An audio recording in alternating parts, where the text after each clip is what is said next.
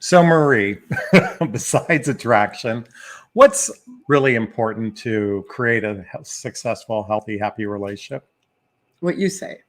What I say? What do I say? You say blendable lifestyles, Yeah. emotionally mature, Yeah. and Shared shared values. I whispered that to her. See, most people think that attraction alone equals relationship success. If we have this great chemistry, it will equal relationship success. And yet there's so many different factors for creating a committed relationship. And so today, for our audience, I want to lean into this. It feels weird to say audience. That doesn't seem right. But for our followers, or for my followers, your followers as well, I want to lean into this conversation. People, beautiful people out there. So Marie and I were talking about a mutual friend of ours who they've been in a relationship for 6 years now. Yeah. And yet in the beginning, what did he say to your friend? So he was from Texas, and Okay. he was in Chicago, and basically said that he wasn't looking for anything serious because this was like in the end of summer, and he was going to be moving in the spring to Houston. So when they met, they really hit it off. Their first time they met, the sparks flew. Yeah. There was a lot of chemistry, but he was upfront. I'm not looking for a serious relationship, right? Right. Now, what do I typically tell my clients about men who are not looking for a serious relationship? Well, you're going to have to tell me because I don't know. Oh, you exactly. Listen in. Well, I often say that if a man's intent isn't towards a significant relationship, you're putting a lot of faith that he's going to change his mind. Well, I don't think my friend was doing that. What did she do? She just thought, you know what? He's a nice guy, that, we'll just write it out. Okay. But all right, but she's also taking a risk too. Well, I don't know if she completely stopped dating. Okay. But, little by little, she was always at his place, and then he moved to the building next door to us. Okay. So little by little, the relationship shifted from I'm not looking for a serious relationship to something that did turn into a serious relationship. And this got me thinking because, again, I typically recommend that if someone isn't looking for a serious relationship, I wouldn't want to commit to them. Certainly, if a young woman met a man who said they didn't want to get married and they didn't want to have children, you may want to have second thoughts about that person. Yeah, well, both of them had been married before and had. Yeah, I'm talking about the younger generation. Yeah. So for them, the way she looked at it is, we'll just write it out. And so when he talks about it, it's pretty funny. You should interview him. I think he's cool. What he said was, we're going to take it season by season. So they went from nothing serious to season by season, and here they are. They live together. 6 years later. Yeah, 6 years later, they live together. They've completely integrated into each other's lives. They've been there for each other when one of them's been sick. Yeah. Or something, had to go to the hospital. Certainly they've had family members, they've had medical conditions. They're really integrated into each other's lives. Right. And parents that have passed away, they were there for each other. Okay. So when a man says, I'm not looking for a serious relationship, that is something to consider and weigh whether or not you want to invest in someone.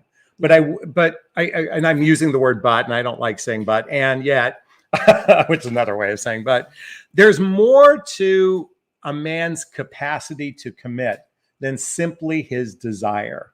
So today we're going to cover these 5 factors to determine a man's capacity to commit. Because this was really it wasn't just his intent. There was more to it in this equation, if you will. And I think there's some value into kind of exploring this. So I'm going to jump into this right now. So the first thing, and I'm going to use a prop, hopefully. Will you be my Vanna White for a moment? Okay.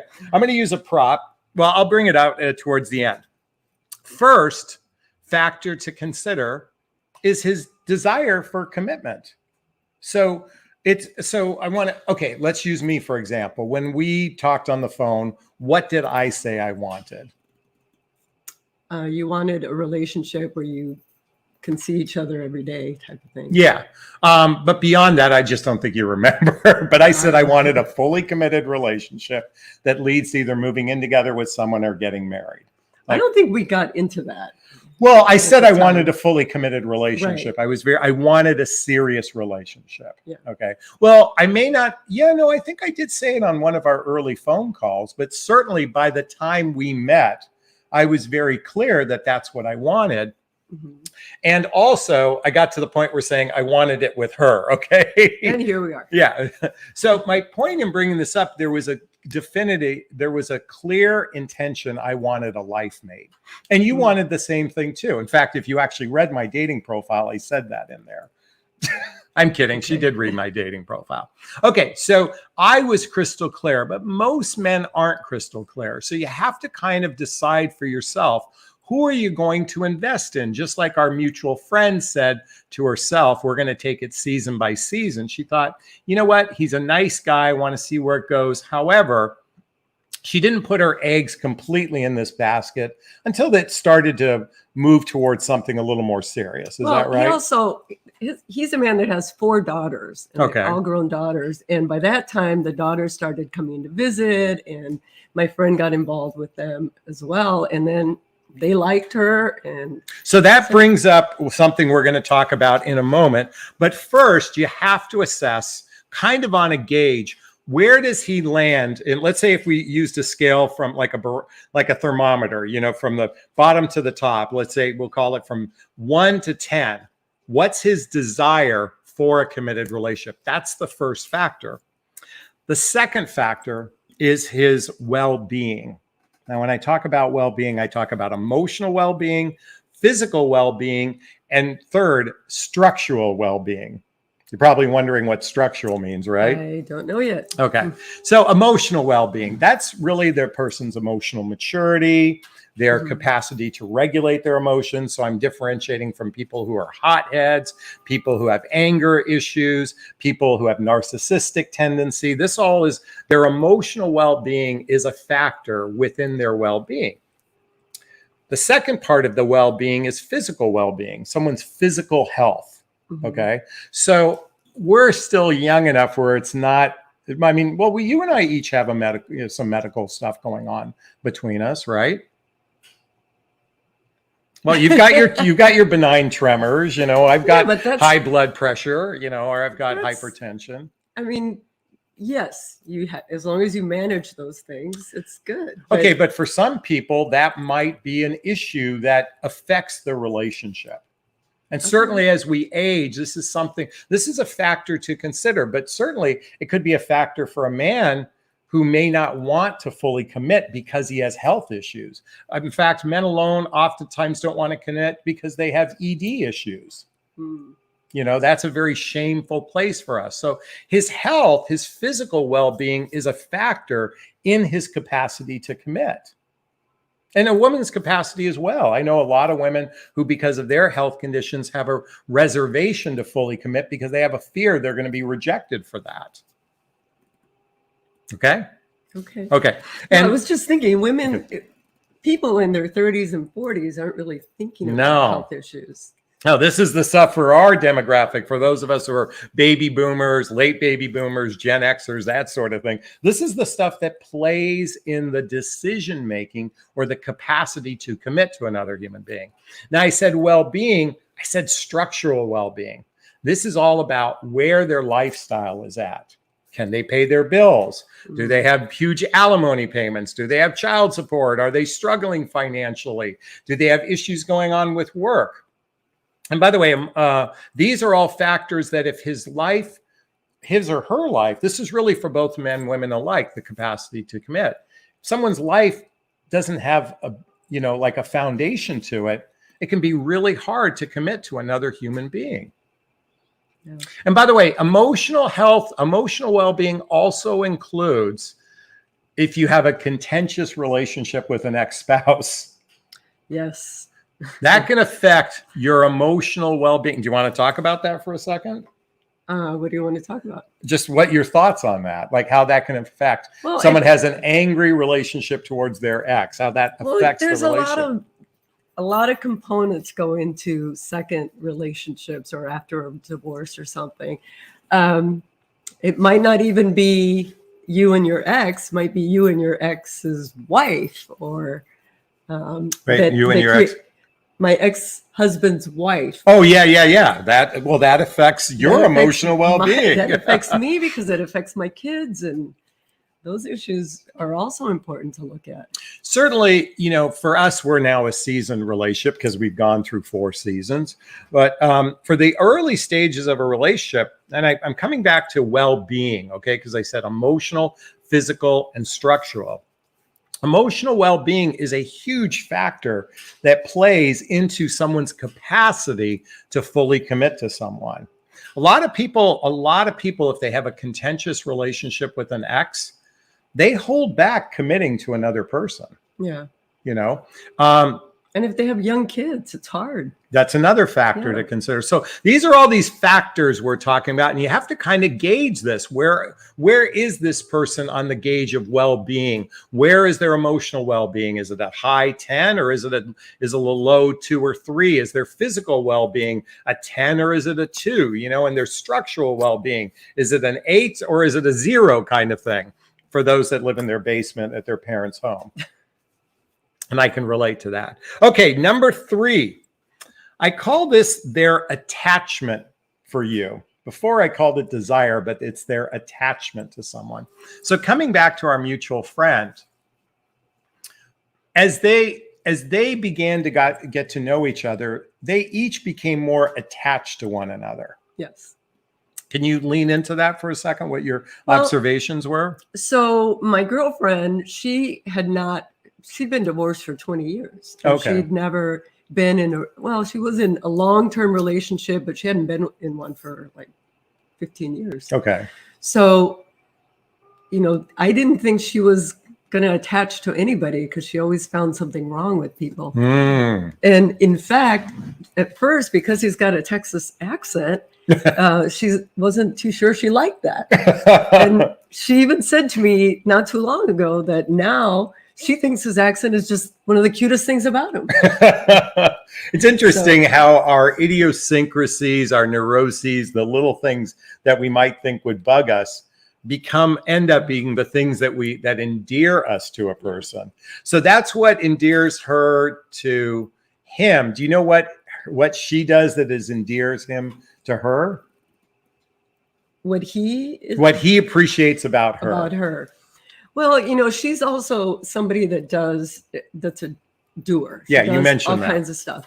But one of the things that he had to actually calm her down about is that she wanted to do everything all the time and trying to take a train to pick up her granddaughter and bring her back into the city and all this stuff. And he's like, stop. She's an overdoer. I can do that. Okay. I'll be out there. I will pick up your granddaughter, and that'll give me a chance to build a relationship with her. And she was like 5 at the time. So it wasn't, she was little. So still. The thing that might have bugged him eventually became one of the things that endeared him to her. Right. And he wants to contribute so she doesn't have to do so much. Okay. So I just shared the third element here is the attachment to the other person. In fact, this is where there's desire, there's lust, there's limerence. All of this is part of attachment. See, in the early stage of dating, we hyper focus on the physical realm of a relationship. What really creates the capacity to commit is how attached you are to this person. Do you remember early on you said to me you were very attached to me? I did. You don't remember? You said it. Well, okay. I said it. Well, are you attached to me? Of course I am. Okay. And I'm very attached to you. I think as we begin to build a relationship with someone, we become more attached. And the stronger that attachment is, remember we talked about this scale from 0 to 10, the higher that attachment to this person, and I don't mean unhealthy attachment. Okay. I'm talking about a healthy attachment. In other words, this person has meaning in your life. The higher that is on the scale, the stronger the capacity this man has to commit, or you both have the capacity to commit. I think a lot of couples put too much weight on that attachment piece. I think women put a high factor on attachment without considering these things that we're talking about today. Okay, so the fourth element, the fourth factor, and really I should have done this as number 3 because it would lead into number 4. Number 4 is his actions of integrating you into his life and vice versa. You were just talking about that with your friend. Can you talk about that a little bit more about how they integrated into each other's lives? Well, because my friend is the perfect hostess and he had to work. So she was the one hosting his daughters when they came to visit. And so that was, it was really nice. So he would get home and his daughters would fill him in on the day that my friend did for them. You know, one thing you told me about your friend, he has 4 daughters. And by the way, I think a man who has 4 daughters treats women different than men, maybe that has a single daughter, because there could be, you know, an unhealthy relationship there. And I don't mean sexual, I just mean emotional. And certainly men who have boys maybe don't appreciate women the same as a man who has 4 girls. Okay. I think there's truth to that. Yeah. So, but what's interesting is they integrated into each other's lives. If a man isn't integrating you into his life, just like you and I met your children right away. You met my children right away. You met my friends. I met your friends. We began integrating into each other's lives. The stronger that is on the scale, remember we had from 0 to 10, the stronger there's integration, the greater chance that this man has a capacity to commit to you. And by the way, the same is true for women as well. This isn't singular, even though the title of man's capacity to commit, this is people's capacity to commit is based on, and there's a huge, you need to really recognize that this is an important piece of the puzzle. Because coming back to attachment, I think in the case of your friends or our mutual friends now, their integration into each other's lives built that stronger attachment for one another. Yes. Okay. Definitely. Okay. And number 5, and this might be the most critical piece, is his and or hers relationship skills.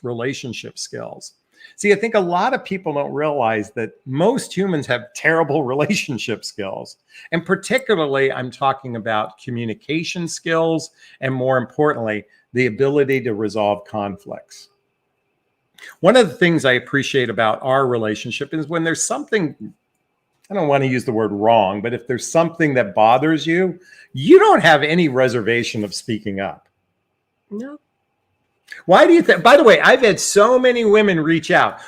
How do you do it, Marie? How have you learned to speak your truth in a kind way without being in fear? Because you have to say it from a good place. I'm not accusing you of anything. Okay.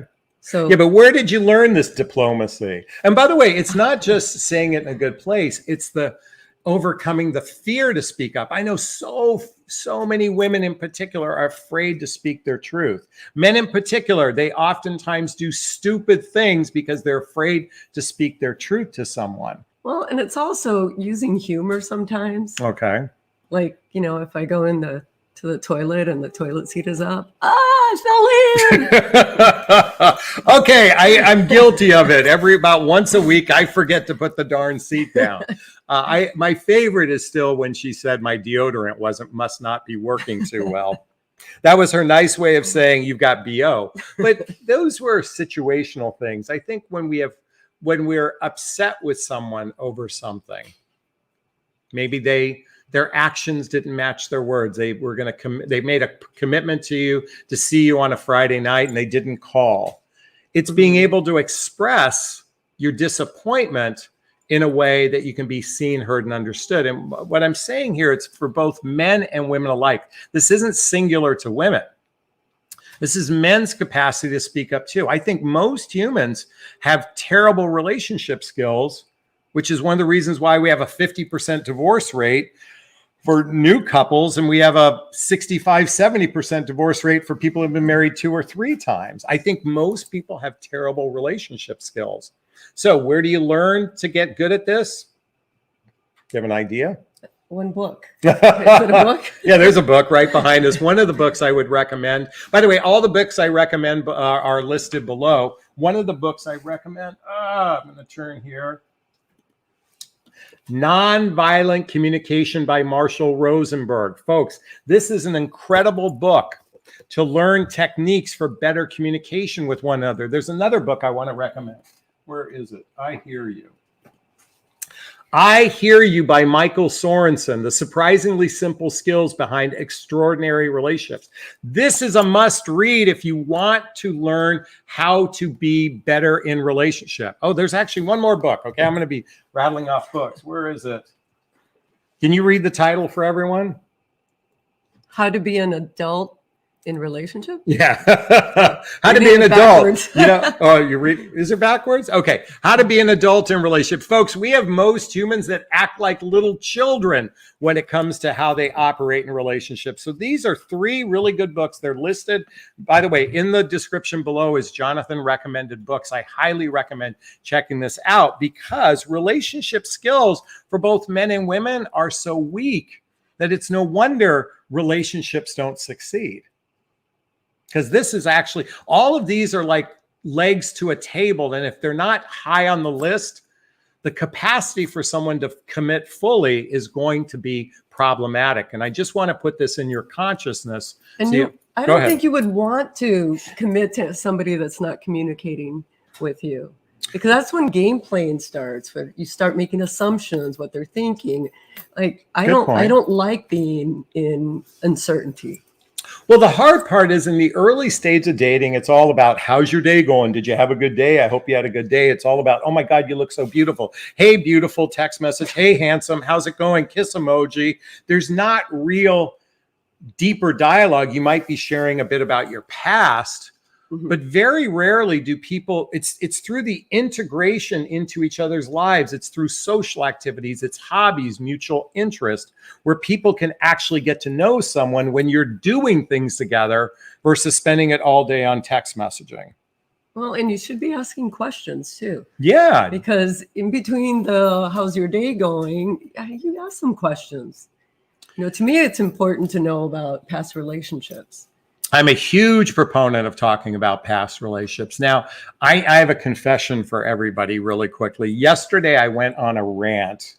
I went on a real rant where I was criticizing women and men for their behavior when they get caught up in incessant communication via the telephone. In fact, what I ranted about yesterday in yesterday's video, and I want to just apologize for the criticism I had towards men and women.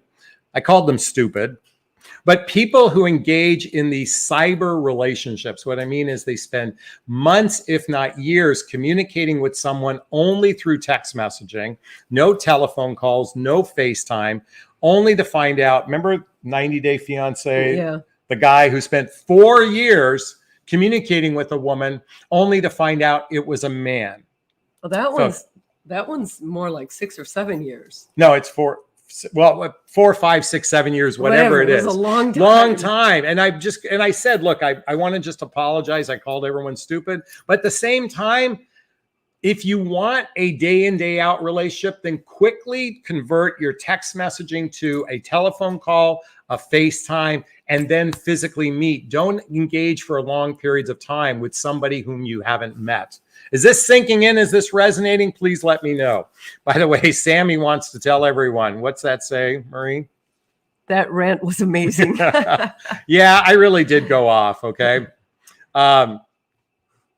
Oh, and then Phyllis says, yes, ranting. I was not upset. Good to hear that. And Sharon says, I loved your rants. Well, thank you so much. Well, I know I offended a few people by saying what I did, but at the same time, I'm illustrating a point is, folks, we can't be naive here. Attraction alone doesn't equal relationship success. Chemistry alone doesn't equal relationship success. As Marie shared in the beginning, shared values, blendable lifestyles, emotional maturity, and then what we've talked about today, the 5 factors that a man's capacity to commit is based on these 5 factors. So I'll repeat them for everyone real quick, and then we'll take questions. So first, his actual desire to be in a committed relationship. That's factor number 1. Factor number 2, his well-being. We're talking about emotional, physical, and structural well-being. Number 3, his attachment towards you. Number 4, his actions of integrating you into his life. And number 5, his relationship skills. And this is true for men and women alike. When you have these 5 factors at a high level of 10, the capacity to commit has a greater chance than when some of these are low. Is this resonating? I hope it is. I'd like to hear your thoughts on this. Post a comment below, hit that like button. Please share this video with your friends. Please subscribe to my channel, hit that notification bell. And in the description below are a variety of different ways to connect with me. Marie, you ready for Q&A? Sure. Okay, folks, if you have a question, I love Q&A. If you have a question, write the word question, then post the question there after. Or you can purchase a super sticker, super chat. All of the monies from the super sticker, super chat goes to a scholarship fund. There's a little $ in the chat box. The scholarship fund is in the name of my son, Connor Aslay. He passed away almost 5 years ago. There's a picture of him right there in the Obey shirt. And in his honor, I donate to causes like the Hoffman Process, Insight Institute, and Seeds of Love. It's an orphanage for children with cancer. They've been abandoned by their parents. And where is it located? It's located in Cali, Colombia. Cali, Colombia. So so please donate some money today. I'd like to give some money away to children, okay? All right, let's go to Q&A. Now, I saw something way up here right from the get-go. First question. May I ask a question? Patty says, why would a 46-year-old man want to date a 66-year-old female? She's in great shape and doesn't look a day over 45. Does he know her age? Well, he doesn't seem to care. Why? He doesn't. Okay, here's the thing. First off, you're asking a question, why would someone? You know, certainly that seems like a big age difference. So there could be some factors is, hey, she looks great at 66. He wants to have sex with her. That's one possible reason. Second possible reason is she's got a lot of money and he wants to take advantage of that. That's another reason. Oh. Well, that's a possible reason. Okay, I'm not saying. Or he just happens to like her. Does he know her age? Well, you've got to answer that question for us. You know these people. I don't know. Has she shared her age with him? You know, I mean, and maybe they haven't. And sometimes, you know, it's interesting.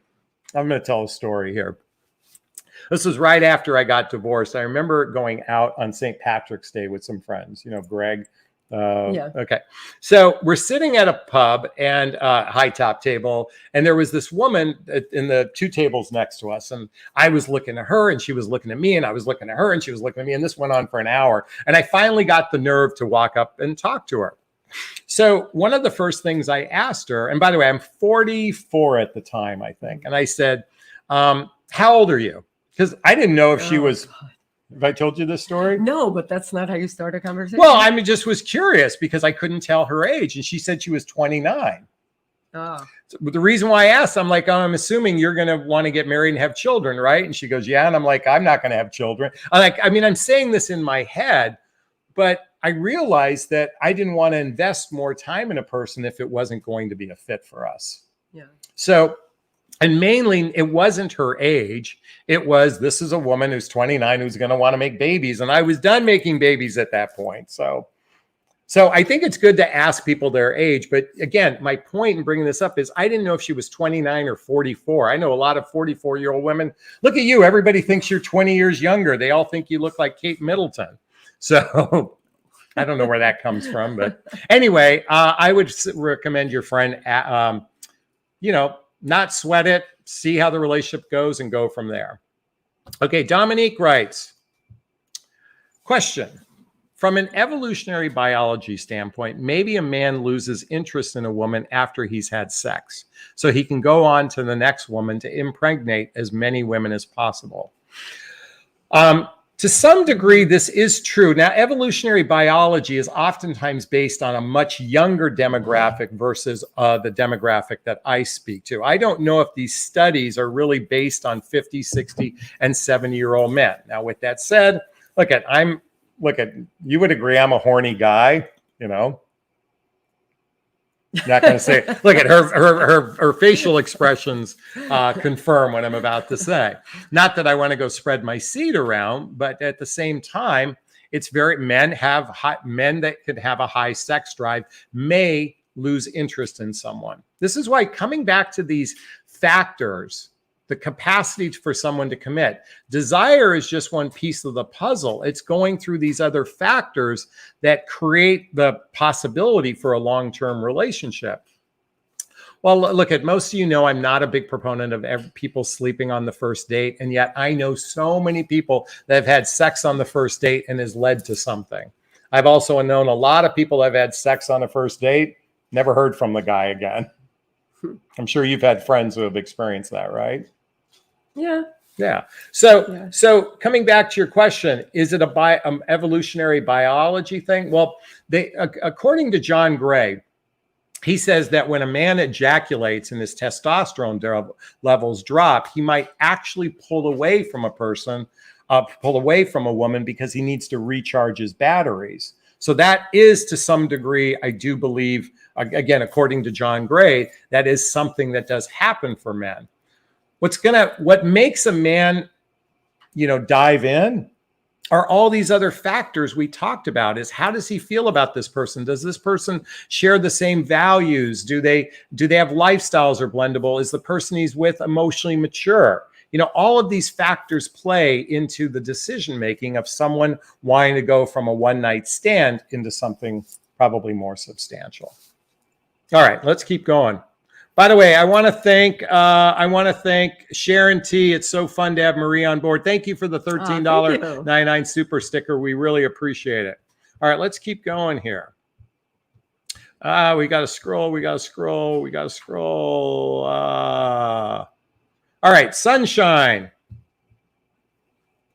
Do men in their mid-50s and older still want to get married, or they only want a relationship and live together? What's been your experience? I think because of COVID, a lot of people missed having a partner. I don't know if that's the truth. I just think it happened to a lot of people. A lot of people met during COVID. Yeah, we were talking about that. So I think here's the thing.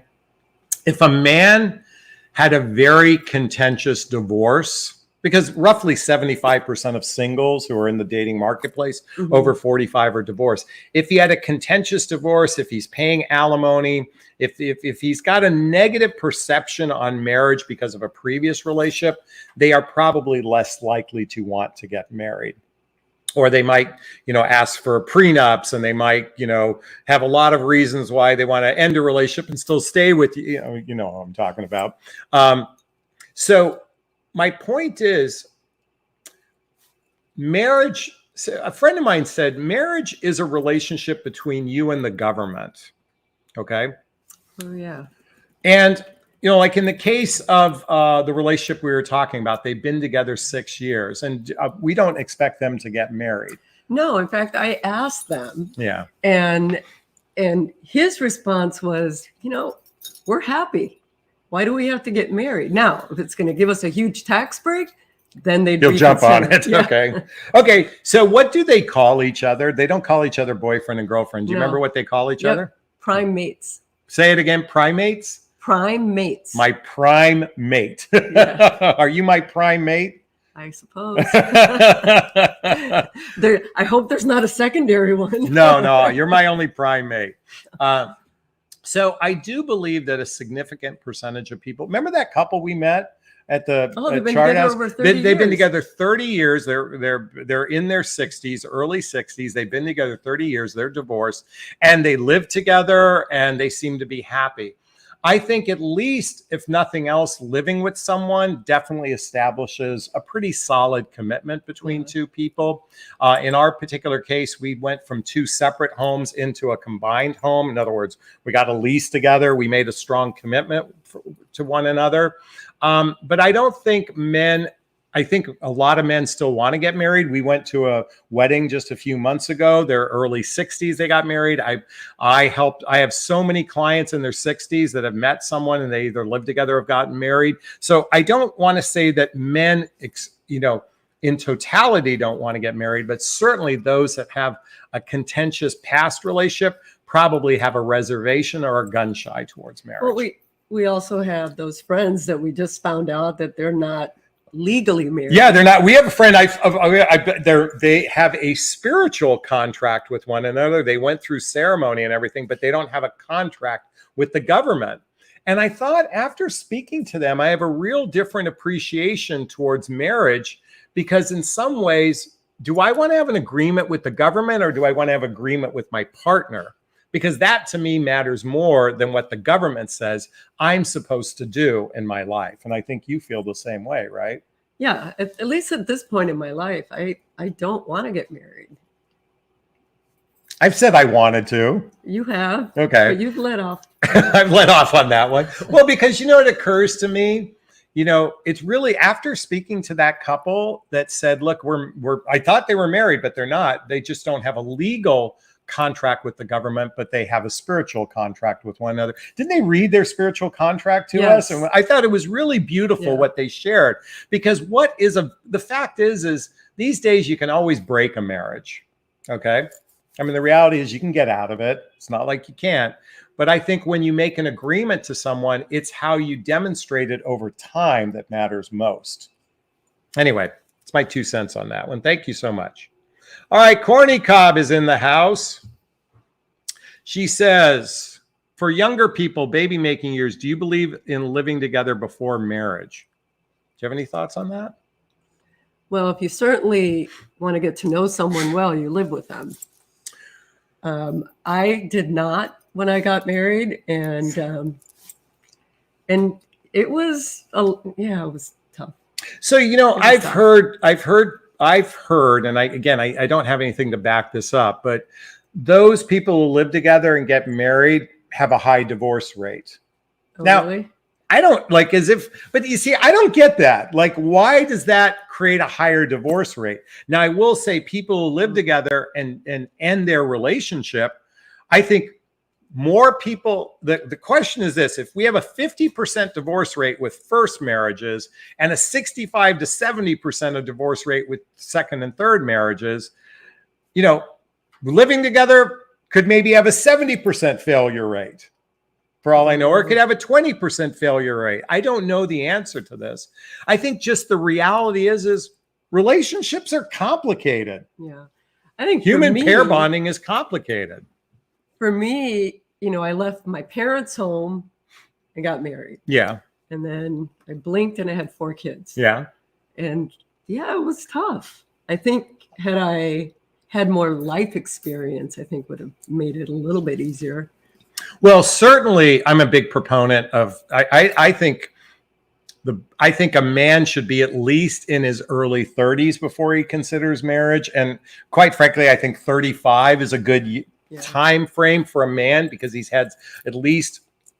been an adult as long as he's been a child, because if from 0 to 18 you're a child, and from 18 to 35 or 36 that's another 18 years of adulthood. I think that's a good number. And I think women getting married at late 20s, early 30s is a good number, because you've had life experience. Those people that got married by the way, the divorce rate for couples who got married below age 27 is something like 75%.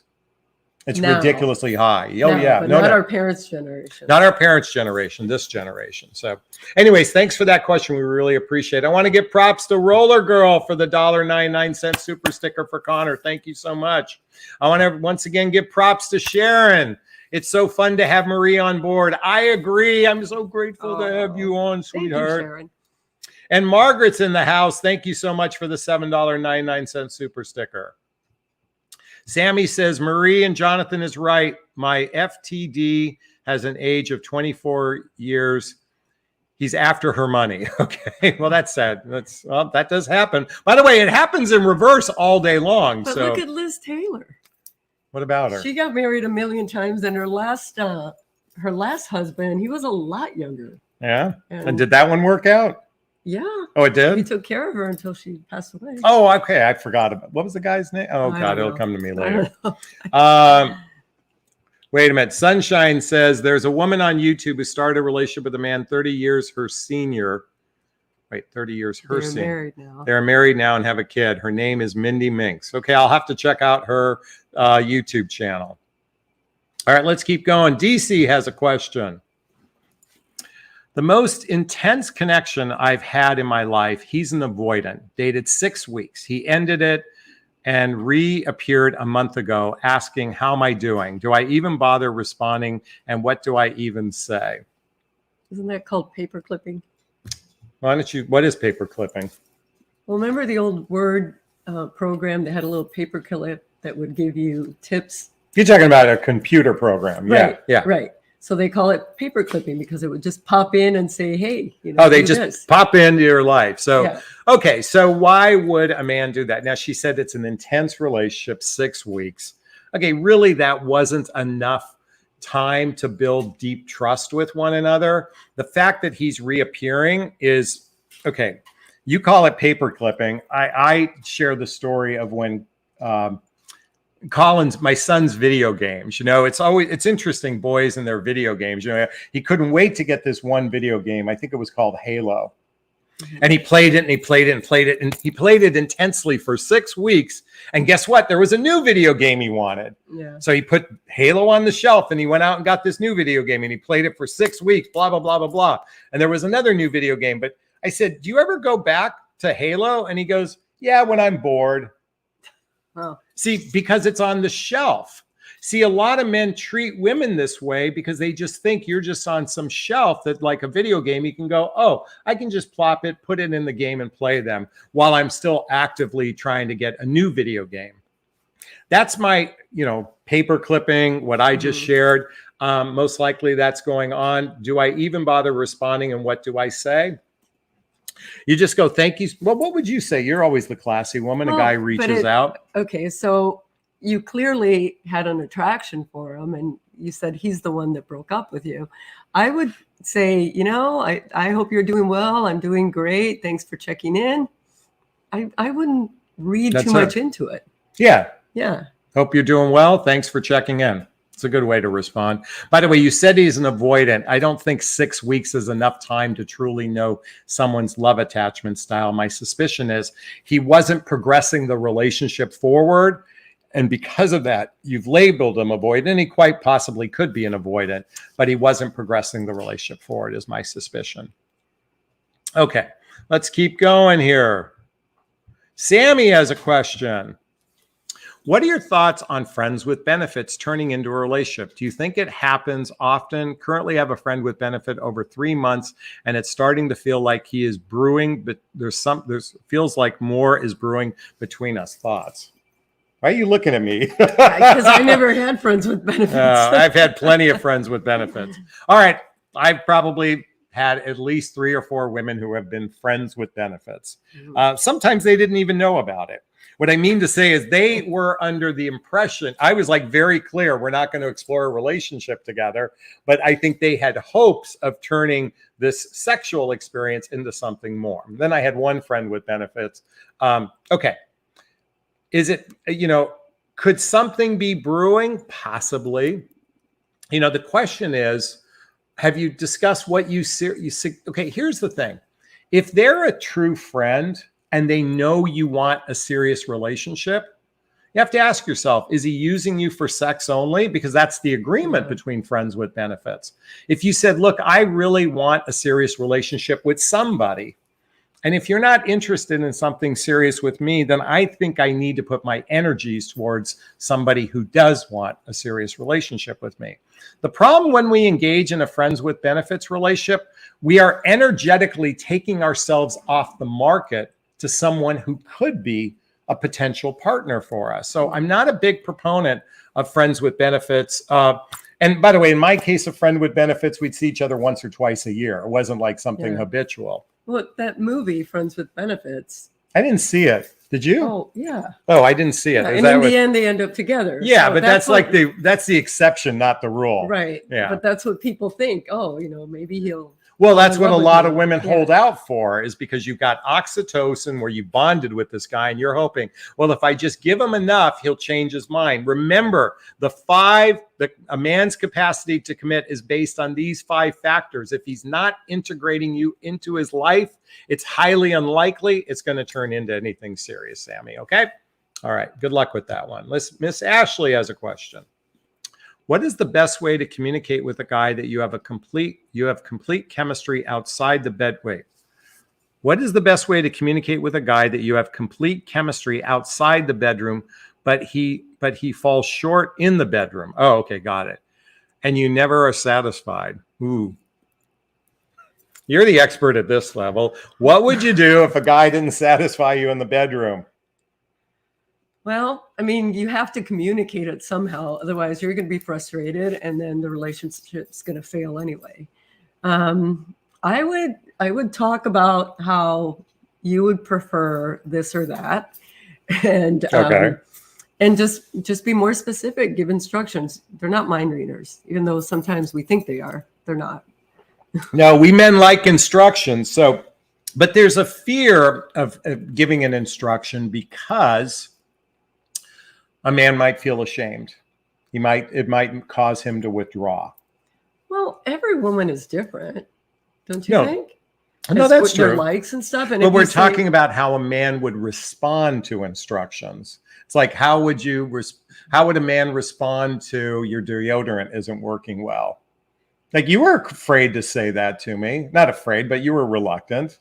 Well, I wanted you to do something about it. Okay, so you were certainly, you weren't fearful enough to speak your truth, but you had a reservation about speaking your truth. Well, I didn't want you to be embarrassed. Exactly. Yeah. So if she brings up the bedroom stuff, she's afraid he's Well, going to but get you can- embarrassed. Well, you can say it's, there are things that I prefer, and this is how I would prefer it. And it's, and even say, it's kind of awkward for me to say it because I'm not good at communicating this, but, try Would you this. do it in the bedroom or outside a bedroom communicating this? Probably outside. Yeah, I was thinking outside, Yeah. not in the heat of. Or come up with something like, let's do a Tantra workshop or something. Yeah. I think ultimately coming from a heart-centered place of saying, Tim, whatever his name is, not Jonathan, Tim, Bob, Phil, whatever the name is, I'm so grateful for our relationship, and I really appreciate the chemistry we have, outside of the bedroom. So you start with something positive. I'd like to share something with you that can enhance our sex life. Would you be open to it? So now it's a we thing, coming at it from a place of how we can improve our sex life. Would you be open to it? And suggest, I have some ideas. Can we try this the next time we're physical with one another? You do this outside the bedroom and then see how he responds to that. If he starts getting defensive, if he starts getting fearful, his little kid comes out, just recognize that, a man's capacity to, achieve erection is, it could be a real big sore spot for us. Okay. A man's capacity to please another woman. We have this desire to want to do that. So just do it in a loving, gentle way. And hopefully he responds positively to it. Would you agree? Yeah. I think you could also turn it around and say, I'd like to, what would you like? Oh, that's a good point too. That's Yeah. fine. So have a dialogue, Miss Ashley. And if you were talking about friend, we wish your friend luck. Okay. Zen Gal's in the house. Marie, my guy is very messy. How do I address this? Don't look at me. Lead by example. Yeah. Is one. Okay. Don't you think? Yeah. Lead by example. And, I'll say stuff like, oh, it's so much nicer when we clean the sinks first thing in the morning. No, you said that. teeth You and said that everything. last night, even. Okay, but you were the one doing it. Well, am I a messy person? No, but we're okay. That's very relative. What's that mean? What for me? Oh yeah, is yeah, that's a good messy point. Yeah, might not be messy for you. That's a good point. So, but I'd like to think I'm a good contributor, and we talked about that. This was something where we had a dialogue when we first moved in. Marie, I was a bachelor. I could go a couple days without cleaning the kitchen if I knew people weren't over. But the minute you live with someone, I was very open to hearing how she preferred to do things. And by the way, I use all the cleaning products you use. I use the towels you use. I make the pillows in the morning. I mean, you always make the bed, but I'm doing the couch and all that stuff. We're kind of a team. Coming but back, the kitchen's a big deal. Yeah, I cannot wake up to a dirty kitchen. Yeah, and she simply said that very early on in our relationship. Just, this is something that's important to me. Would you be open to trying to keep the kitchen clean as much as possible? And I don't think we've ever had a fight over cleaning duties in our relationship. Had a fight. Yeah. Okay, let's start one. No, I'm just kidding. All right, Zengal, I hope that helps. Okay. Don wants to say, so sorry about your son. I couldn't even imagine so far the book Self-Love. I'm loving it. Yes, everyone. I want to give thanks, Don, for that. Real quick, my book called What the Heck is Self-Love Anyway? A Journey of Personal Development, Self-Help, and Spiritual Work. There's a link below to get my book. This was inspired by my son who did pass away. It's coming on 5 years ago in 2 weeks, actually less than 2 weeks. And, when Connor passed away, it really allowed me to appreciate life in a completely different way. We were watching a Netflix series last night where someone passes away. And I think death affords the opportunity to look and ask yourself, what's really important in life?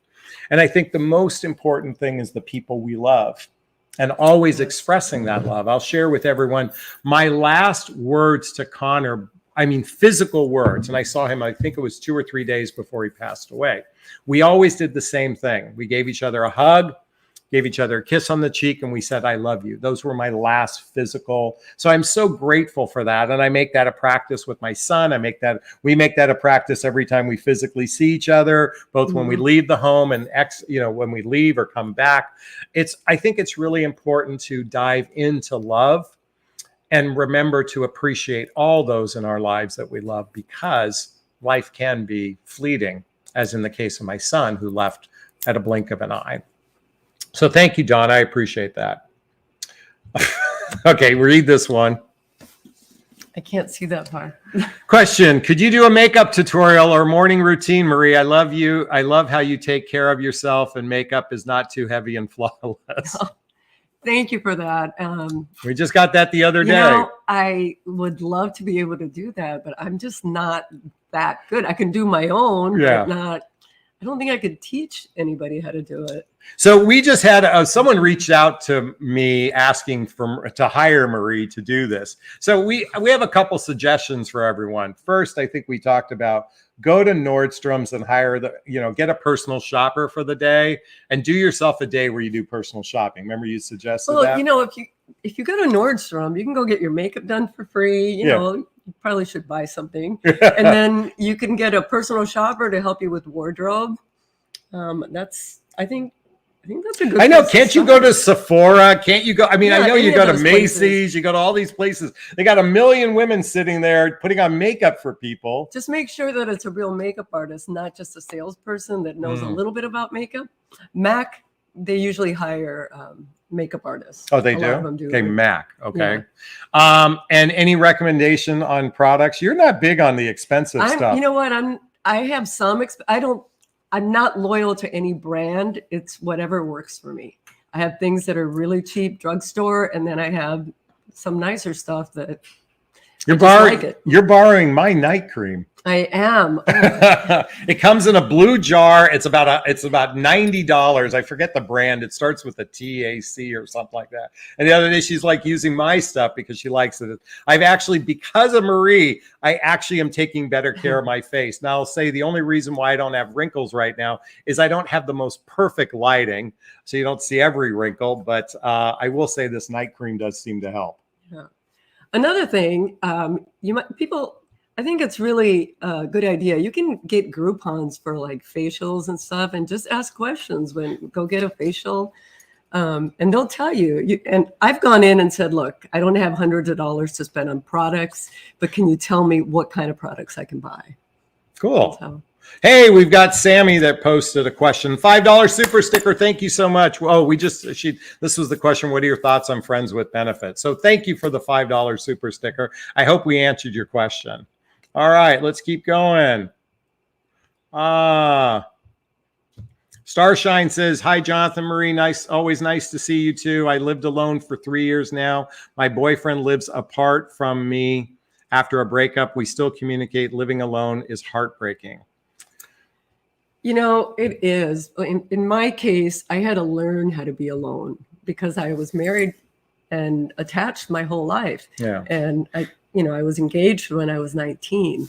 So it was hard, but you get to a point where you just enjoy your own company. So what I called it is I just dated myself for 6 years.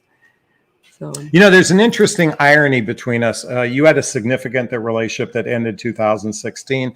I had a 6-year relationship that ended in 2017. For the next 5 years until we met, 6 years for you, I was dating myself. I mean, I did. Right. You and I each dated a bit out there.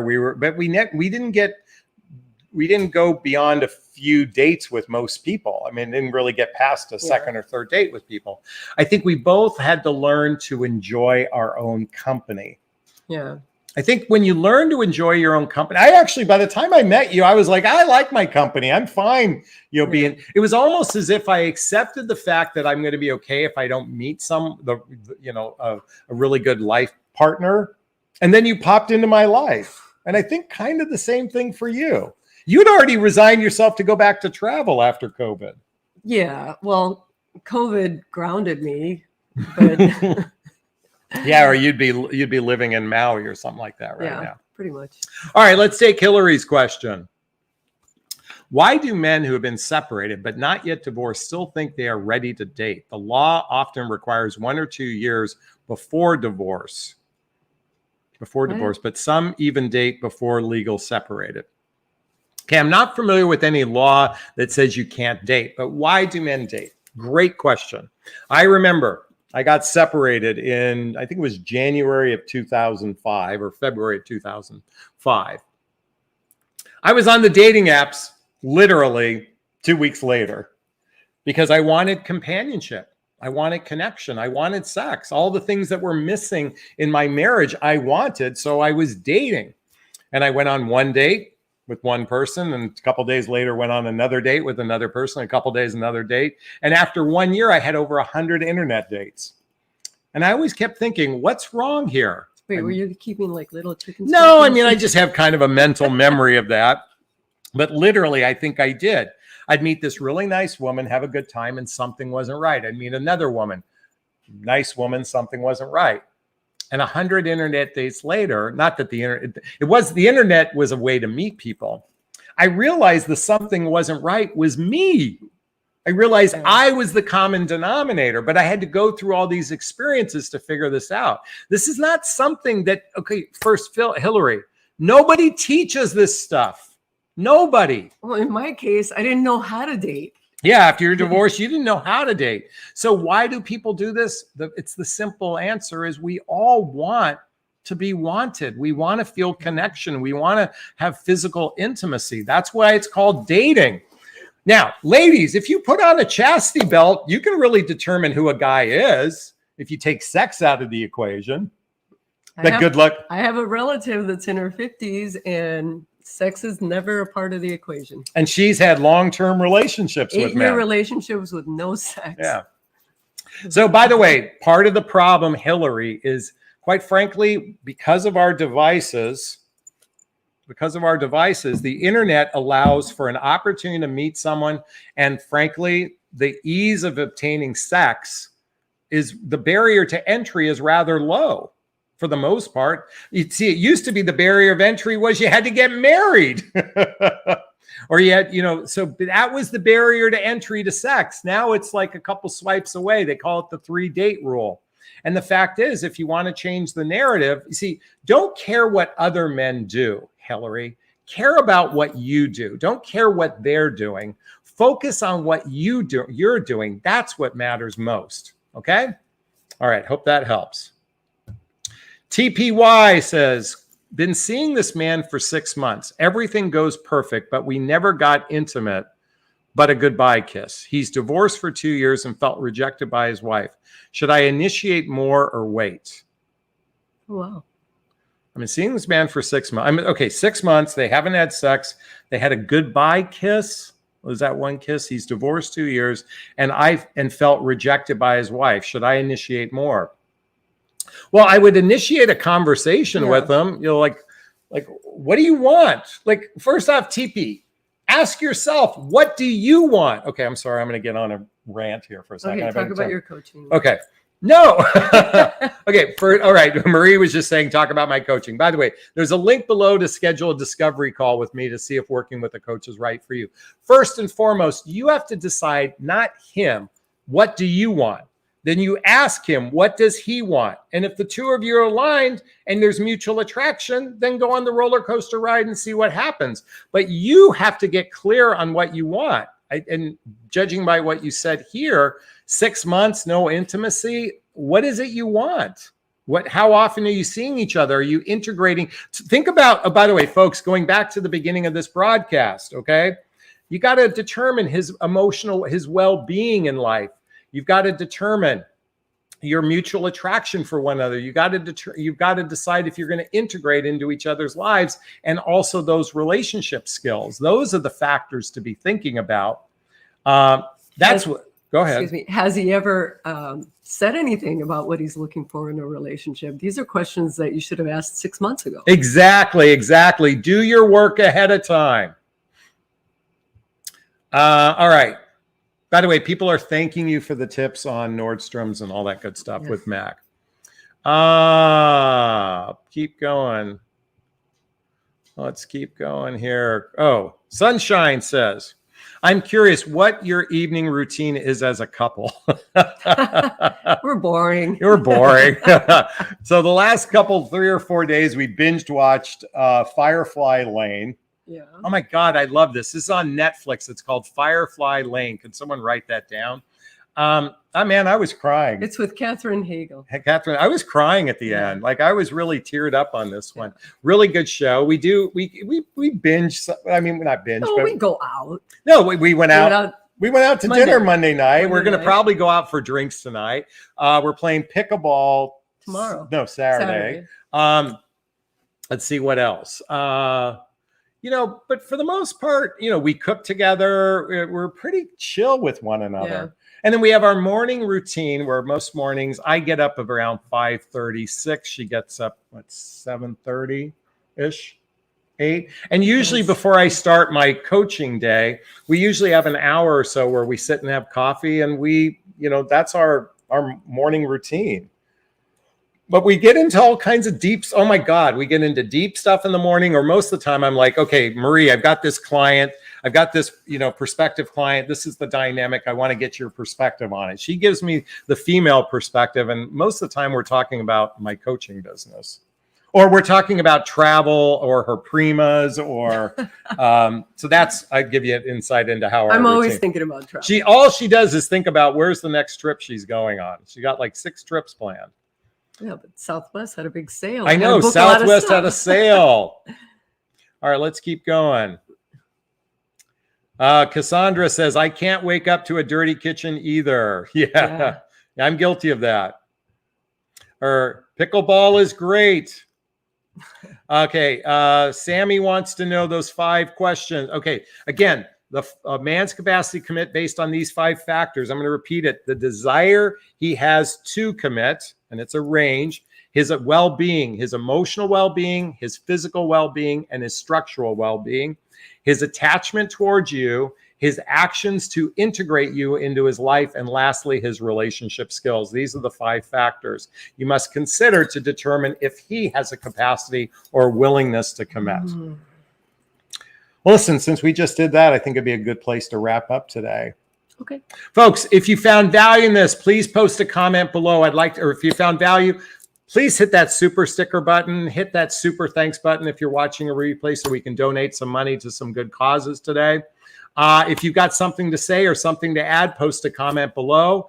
If you find value in this, my channel, please hit that like button. Please share this video with friends. Please subscribe to my channel. And in the description below and in the first comment, you'll be able to schedule a discovery call with me, join my private group, follow me on Instagram, get my dating vows, click on the link to Naked Recovery, Naked Divorce, Ask for Adele. These are all great organizations that I support.